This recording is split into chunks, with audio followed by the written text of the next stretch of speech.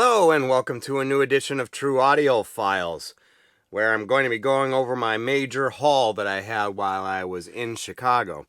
This is this is by far my best haul since I've been doing these videos, and it's probably my second best haul that I've ever had. I've got, two or three Grails, one of which as I mentioned in an earlier video, I didn't even know it existed, so it's now a Grail that I found that I'm super stoked to have.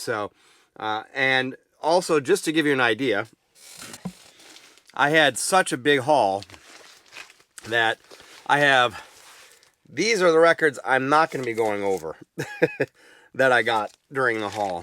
Just because, I don't know, they're not as interesting, I guess, as the ones that I've got. If you want to see them, let me know. Maybe I'll do some sort of a edit in where it shows all of them really quickly, the ones that I'm not showing.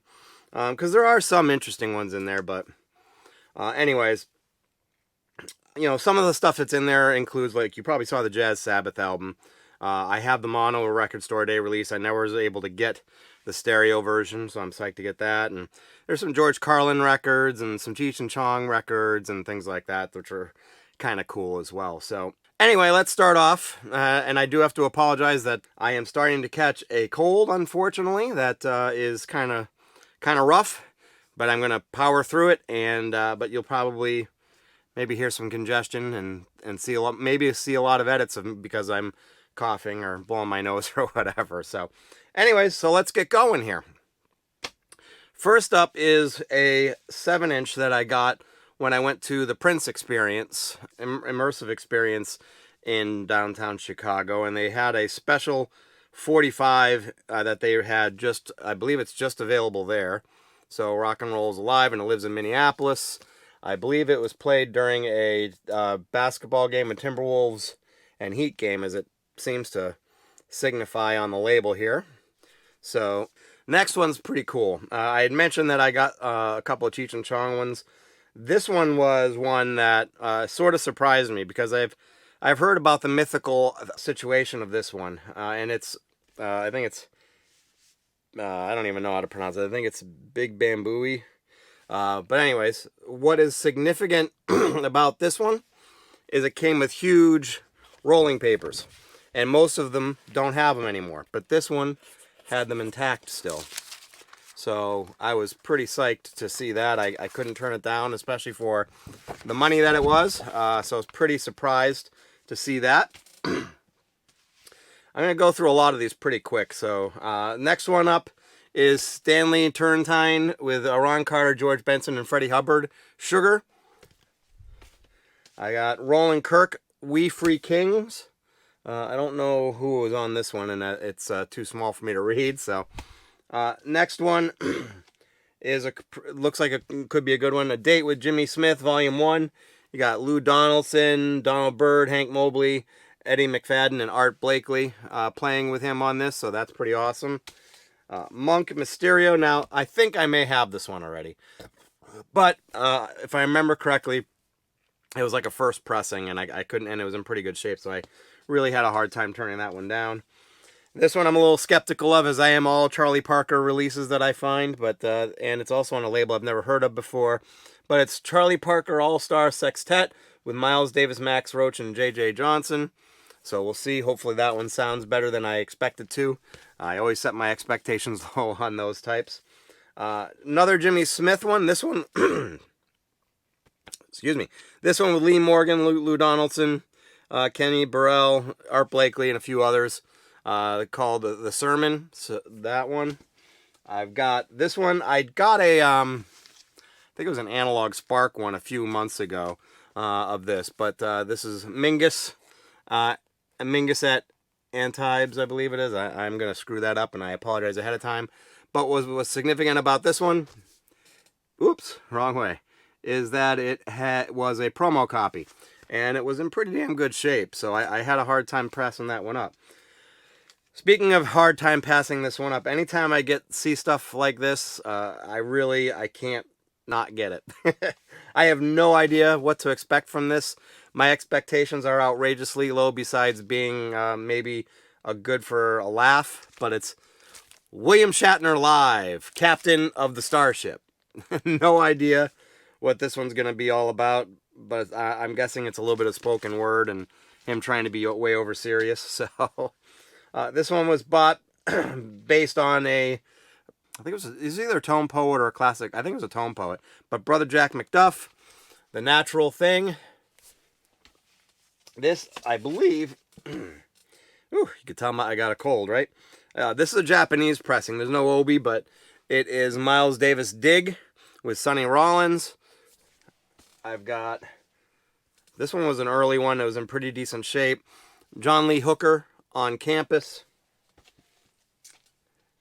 And just so you'll know, I went to a lot of places, but the highlights, the places where I found the most stuff was Oak Brook Records, Old School Records, Dusty Groove, Reckless, and Half Price Books, believe it or not. Those were the biggest ones. I got things from a couple other places, but those were the main ones. Here's one. I have never seen this one. My guess is it's kind of a reissue of some stuff after he left Prestige, but Miles Davis, the original quintet, first recordings. So basically a lot of the lineup from Kind of Blue, probably reissued after Kind of Blue blew up and got popular. Just a assumption there.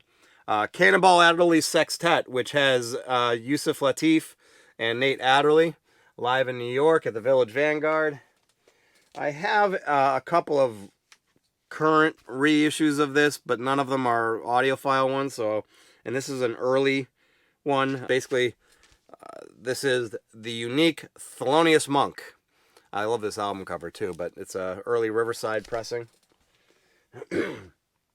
This one again was kind of based on the Tone Poets that I've purchased, and actually in a Analog Productions. So this is Brother Jack McDuff with Gene Ammons. I believe I pronounced that right. If I didn't, I apologize. But it's an early stereo pressing, as you can see, in pretty good shape.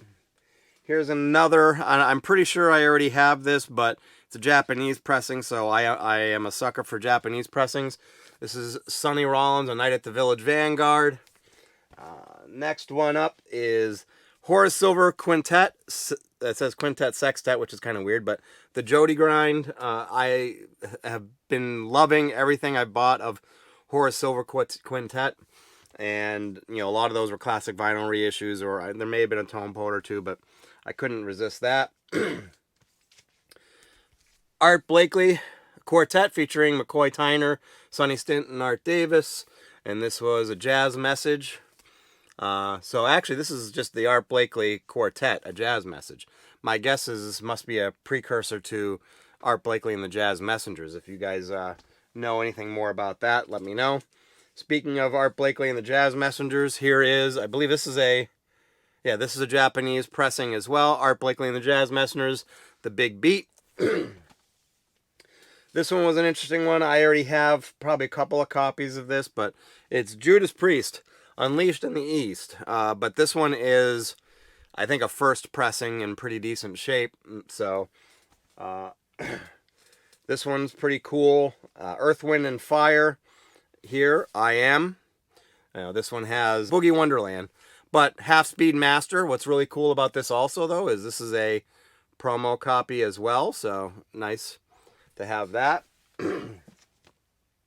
Another one I'm actually super stoked to get because it's got probably one of my favorite songs of all times and just a great album in general. Journey Escape, again, Half Speed Mastered. Some of them are great, some of them are so-so. We'll find out. This one is a pretty valuable record that I was excited to get. This is Jimmy Smith, Groovin' at Small's Paradise. This is a very early pressing in good shape. So, cool. This one, I have to say, I have been looking for this one for probably close to a year. And maybe even more than that. And everywhere, I've never been able to find it. And I was so pumped when I finally saw it. And it's a great album. It's Freddie Hubbard, Red Clay. Unfortunately, it's not in the best condition, but it isn't bad. So, very, very excited about this one. That's a quasi-grail for me since I've been looking for it for so long. This one is a quasi-grail as well. And it is Charles Mingus Aham. Now, For those of you who are very observant, you could probably see there's no listing on stereo on this, and that is because it is a mono. And I don't have a mono version of this album. But not only is it a mono, but it is also a 6i stereo white label promo. So when I saw that, I couldn't resist it. It wasn't in perfect condition by any stretch, but you know, I think it's going to be playable. I haven't had a chance to listen to it yet, but I have never heard this album, which is one of my favorite jazz albums of all times, in stereo. So, I mean, I'm sorry, in mono. So the fact that I could get this in mono, in halfway decent shape, especially 6i white label promo, it's pretty awesome. Speaking of white label promos, this one is pretty awesome. It wasn't in necessarily the best of shape, but it is. I already have this, but I don't have a white label promo of it. And this is Kiss's first record. So record without Kissing Time, but again, white label promo. So that is pretty awesome. A little beat up.